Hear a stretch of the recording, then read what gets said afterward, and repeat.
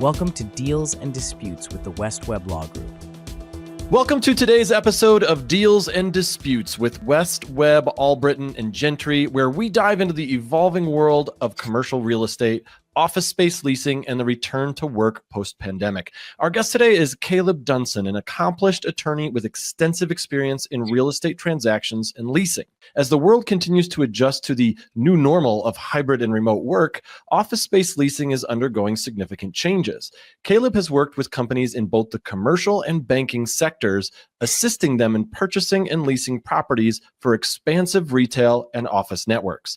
He's also advised lenders on financing major development projects from industrial parks to mixed-use developments, and has helped communications companies expand their footprint through strategic acquisitions. Today, we're going to focus on the critical issue of return to work specifically, what businesses need to consider when rethinking their office spaces, leasing agreements, and long-term real estate strategies in the wake of changing work dynamics. So whether you're a business leader, a real estate professional, or just curious about the future of office space, this episode is packed with valuable insights. Welcome to the show, Caleb. Thanks for having me. All right, I feel like I talked a real long time there. So now it's time for you to talk here. You're the expert. So to start, can you give us a sense of the key real estate related legal issues as the economy emerged from the pandemic directly into a high interest rate market? Sure. Yeah, I think there are kind of two prongs there that you hit on. First one was the pandemic and what that meant in particular for office and retail use real estate. In particular, a large issue with lockdowns, with sending people home to work from home, or initiating a flexible working plan was occupancy rates, use of space, trying to reduce use of space, potentially pivoting in the use of space, as well as potentially triggering some issues within lease, such as covenants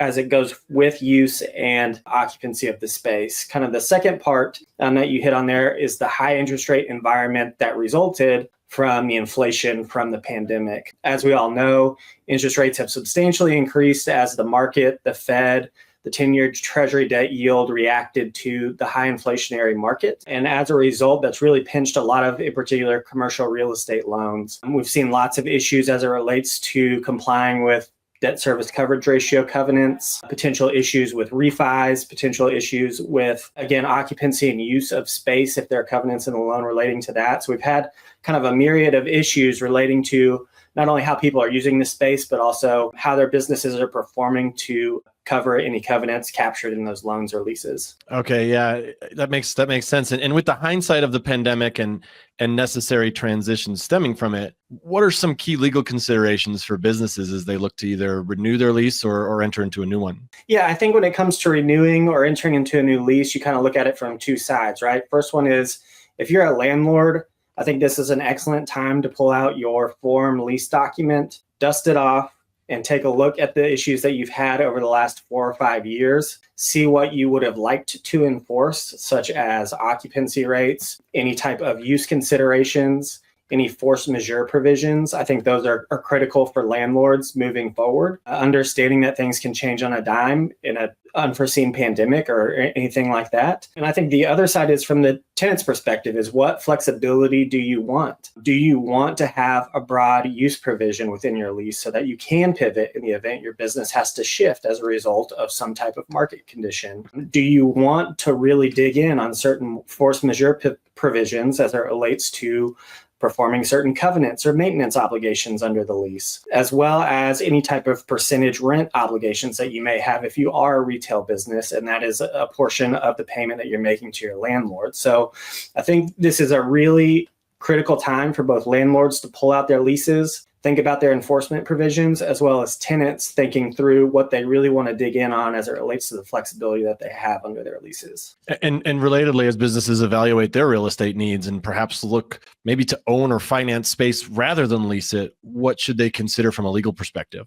Yeah, I think if a business is looking to both own and or finance a space, I think you need to consider not just underwriting the next 3 to 5 years, which is kind of typical previously in considering those things, and what the long-term implications of owning that space as well as financing that space and subjecting it to certain covenants may may result in. So I think a key thing is going into owning it is how clean it is, how easy it would be to turn back around and sell. So doing significant title and survey research as you're looking to own that property to ensure that there are no problematic covenants or entitlement issues on the site, so that in the event that the market does shift and you have to dispose of the space, you're able to do so cleanly. And same goes for financing. Is if you're looking at financing a space or property, I think you really need to consider some of the covenants that we may have considered fairly customary in the past, and consider whether or not you want to negotiate some flexibility in those provisions, whether it's debt service coverage ratio, any type of use restrictions as you go forward, so you can give yourself that flexibility within that space, whether you're going to use and occupy it or you're going to lease it out for somebody else to use and occupy it. Are you seeing more people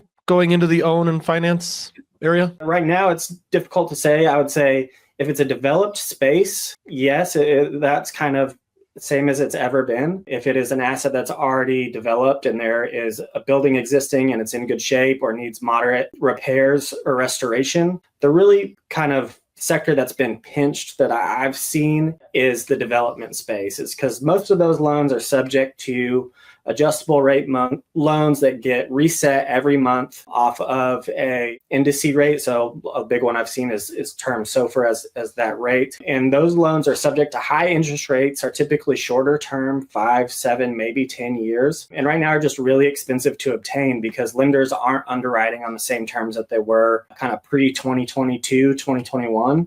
They're requiring much higher equity. So owners are having to put a lot more money into the deal, as well as I was talking about earlier, the covenants that they're wanting on some of those loans are pretty, I wouldn't say onerous, but more problematic for borrowers who want some flexibility. So I've seen a lot less development work over the past couple of years when it comes to construction loans for things like multifamily spaces, particularly office spaces, and some industrial spaces, only because it's becoming much more expensive to do that in this particular environment. I think there is optimism for the future that will change and go back to maybe not quite the 2021, 2022 super low interest rate environment, but maybe that pre-2020 level where it all kind of seemed quote unquote normal, where there was kind of a clear market space of loan to value, what covenants were typical in the marketplace, and what it really costs to own and operate a space like that. There are rumblings of somewhere in the neighborhood of $1 trillion of commercial real estate loans maturing in the next 12 months with a similar figure to follow the next year.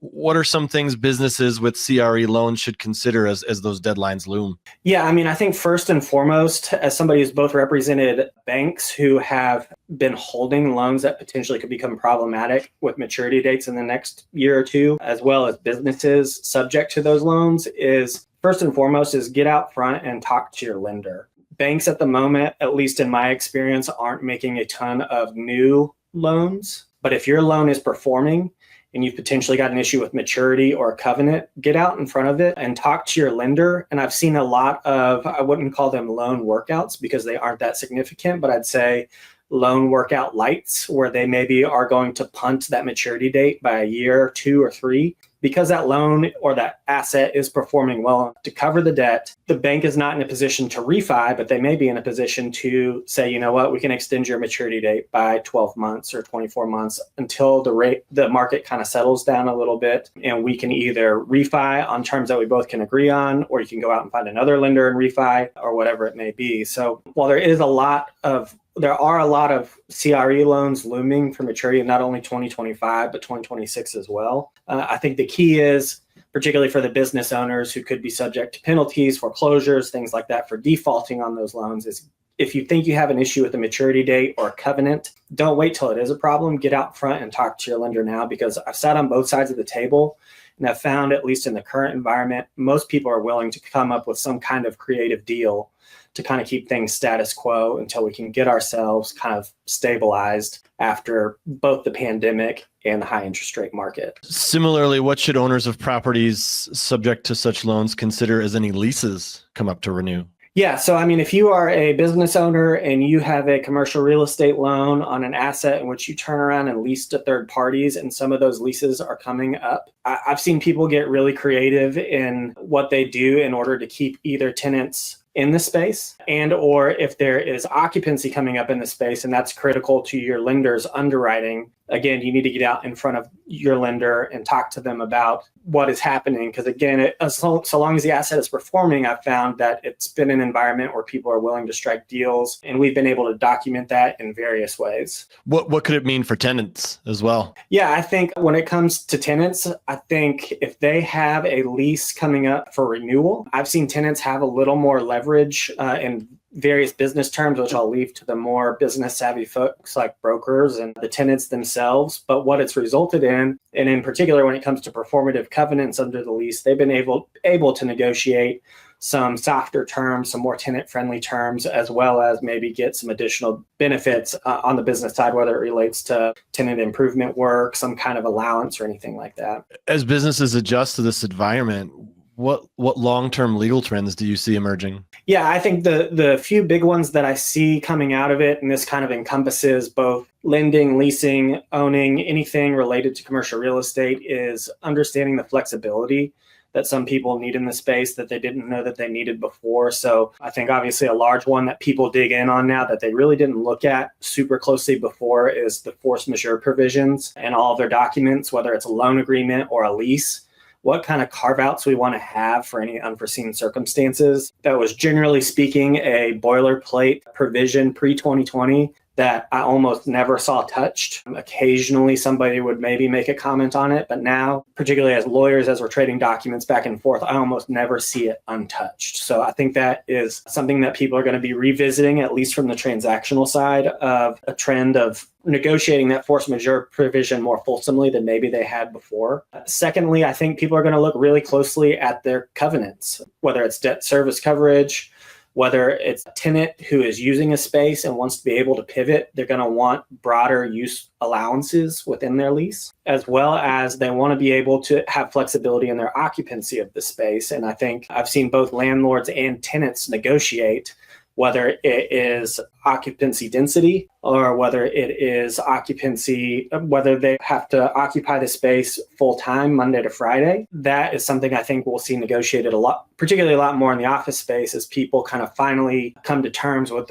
what their new plan is post-pandemic. Now that kind of countrywide, we're back to work, but some places have instituted a 2 or 3 day work week. And what does that mean for their performative covenants under their leases, whereby they agreed to occupy the space 100% Monday to Friday? So I think that's going to be something that people will look at a whole lot more closely as they move forward. For sure. And what common legal disputes have you noticed in this environment? Yeah, I mean, a handful of them. I think I touched on one earlier with loans. Is big one with loans are a lot of the kind of typical covenants is we have a maturity date coming up and or we have issues with our debt service coverage or our yields, regardless of the fact that we're still performing under the loan. I have seen some people let that slide a little too far. And then when their lender does their quarterly debt service coverage ratio analysis, they see that their borrower is way off or the real estate asset is way off of its coverage ratios. And then it becomes a question of, do we call a default on this loan? Do we foreclose on this loan? And then the other one I think I've hit on quite a bit is occupancy, particularly in the office space and kind of larger metropolitan areas. There's been a lot of issues with occupancy, getting assets completely leased up to a certain threshold, because certain loans will have occupancy thresholds, which can be difficult to achieve, particularly in cities where people have more flexible working environments and tenants are wanting to reduce their space. So a lot of it stems from kind of those kind of hot button issues that came out of the pandemic, is performance under loans with a high interest rate and then disputes over occupancy and use. Do you have any tips for businesses to sort of proactively avoid some of these issues? As mentioned before, relationships with your lender and with your tenants and landlords have become even more critical than before. I don't think that they are as arm's length as maybe as they used to be. I think it was important over the past 3, 4, 5 years to know your lender, know your landlord, know your tenant well, because nobody was doing particularly well. Tenants were having issues with occupancy. Landlords were having issues with covering rent and covering their loan obligations. Of course, lenders are on the back end of that. So, I mean, key considerations, I think, at this point are foster the relationships that you have, as well as I think the past few years have been a large wake-up call to pull out your forms, think about the issues that you've had over the past few years as it relates to covenants, occupancy, and use, and really update your leases, loan agreements, occupancy agreements, anything like that to cover the issues that you've had over the past few years going forward. Finally, what advice would you give to businesses that are kind of rethinking their real estate footprint, and what do you feel that they should prioritize in their legal considerations? Yeah, I mean, I think they probably, at least from the tenant side and occupancy and end user side, you want to prioritize your flexibility under whether it's your lease and or your loan agreement so that you can pivot when you do need to pivot. And so sitting down with your lawyer and thinking through those items and how you can protect yourself in the long run in the event that something does change in the next 2, 5, 10 years in which you may be subject to a lease or a loan, as well as conversely from the other side is landlord and lender, is you want to make sure that while you're allowing your end user enough flexibility to occupy the space and ultimately pay their rent, you want to be able to enforce your lease when things do go sideways. You don't want to let it get too far off the guardrails. And that's kind of the interesting space where we're at, is we're trying to navigate kind of this new normal of use and occupancy of spaces and allowing certain levels of flexibility for end users of the real estate assets, but at the same time, protecting the assets of both the owners and any lenders that have any financing against that asset. Yeah, that's very, very good advice for sure. Well, thank you everybody for tuning in to Deals and Disputes with West Webb, Albritton, and Gentry. And thank you to our special guest, Caleb Dunson. If you want to get in touch with the firm, you can go to westweblaw.com. That's web with 2 B's. And please like and subscribe our channel. We love having you be a part of our community. Caleb, I really appreciate your time and for all your insight. Thanks so much for being here. Thank you. I appreciate it. Thanks for watching. Be sure to hit that like and subscribe button and leave us a review in the comments.